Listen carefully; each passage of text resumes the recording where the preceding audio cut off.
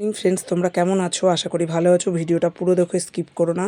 সকাল 6:30টার সময় এই দুই দাদা আমার বাড়িতে এসেছে কাজের জন্য। কলের কাজ হচ্ছে, কারণ প্লাস্টার হয়নি, দেখতে পাচ্ছ তো। প্লাস্টারের আগে তো জানো কলের পয়েন্ট করে নিতে হয়। এটা হচ্ছে তোমার বেসিনের কল হবে, সেখানে পয়েন্ট হচ্ছে।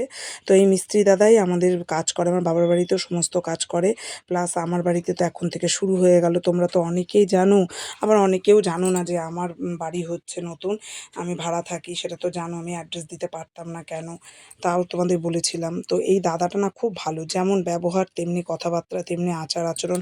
আর আপদে বিপদে পড়লে যখনই ডাকা হয় না চলে আসে। তো যে কারণে আমার তো খুব ভালো লাগে, জানো না, খুবই ভালো দাদাটা, সত্যিই বলছি, বিশ্বাস করো। তো দাদা বলেছিল যে তোমরা কলের জিনিসপত্র কিনে নিয়ে আসো, লিস্ট করে দিয়েছিল, আমরা গিয়ে কিনে নিয়ে এসেছিলাম।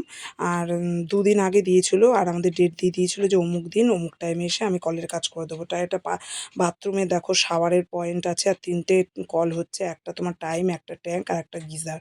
আর এটা হচ্ছে হেল্পার দাদা হাতে হাতে কাজ করে দিচ্ছে।